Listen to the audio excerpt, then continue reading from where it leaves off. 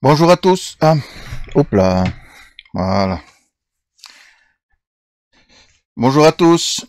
Alors, je sais, ça fait longtemps que j'ai plus fait de vidéo, mais j'ai décidé d'en refaire, de m'y remettre. Et là, j'en fais une comme ça sur le pouce pour profiter de l'actualité brûlante au sujet de Marine Le Pen.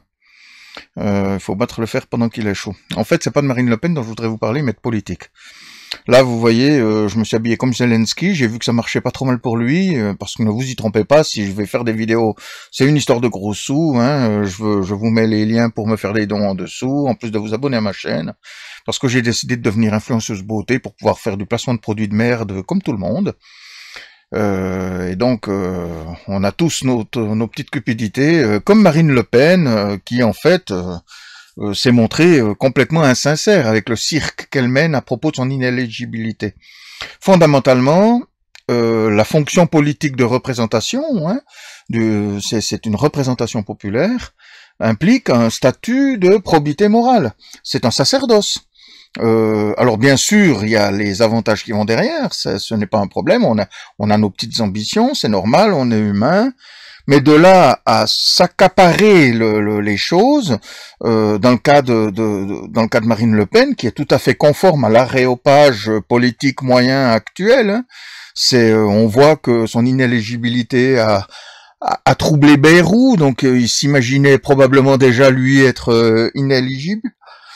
Possible, je ne sais pas, hein, mais ils sont tous, Éric Ciotti est scandalisé, ils sont tous choqués, alors que fondamentalement, il ne devrait même pas être nécessaire qu'il puisse exister cette loi d'inéligibilité. Un politique sincère ne se présenterait spontanément pas. Je veux dire, puisqu'il n'est pas apte à la représentation tant qu'il est inculpé, tant que l'affaire n'est pas terminée. Dans le cas présent, il y a eu 300 procès, hein, 11 personnes ont été inculpées et condamnées, ce qui a donné lieu à 300 recours, donc des centaines de juges ont étudié et statué sur cette affaire et sont tous arrivés à la même conclusion, qu'il y a bien eu détournement de fonds publics. Marine le nie, bon, c'est son droit légal, hein. Mais de fait, tant que l'affaire est en cours, sans même que la condamnation soit définitive, elle ne peut pas gouverner parce que la probabilité morale n'existe pas. Euh, et d'une manière générale, elle a raison, comme elle le disait en 2016, si les faits sont avérés, toute personne qui a été convaincue de détournement de fonds à but de biens sociaux, fraude fiscale et consorts, doit être inéligible à vie. Nous sommes 68 millions dans ce pays, 17 millions d'électeurs, au moins la moitié est plus honnête qu'elle. Se pourrait-il qu'il n'y ait personne dans le tas de suffisamment intelligent pour remplacer la magnificence du génie incommensurable de Marine Le Pen? Qu'on soit contraint de voter pour elle. Alors moi, je suis anti-RN, anti-extrême droite, je les vomis, mais peu importe, que ce soit Marine ou quelqu'un d'autre ne change rien. Je vous parle de la représentation populaire. À un moment donné, on n'est pas des affamés au point de devoir élire quelqu'un qui n'a pas la capacité de représenter le peuple puisqu'elle n'a pas la probité morale et qu'elle est insincère. Marine Le Pen, par son comportement, démontre que c'était sa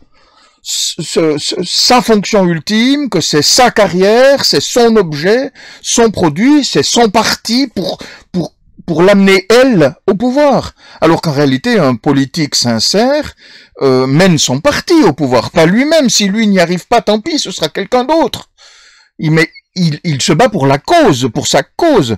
Qu'il subisse un échec, ma foi, surtout si c'est suite à son comportement, c'est quelque chose de normal. Et donc, en fait, Marine étant insincère, elle n'est de toute façon pas éligible. Et à partir de là, et le jour où la condamnation sera définitive, elle devrait être inéligible à vie. On a suffisamment d'options pour élire quelqu'un d'autre à sa place. Donc, à un moment, que ce soit RN ou autre, hein, peu importe, ça n'a rien à voir. Hein. Là, je vous parle vraiment uniquement du statut de représentant populaire. La représentation populaire, c'est un sacerdoce. Et ça repose sur une conviction politique. Après, en contrepartie de cette sincérité, on a des avantages sociaux, financiers, on a une certaine gloire, voilà. Très bien, pas de problème avec ça.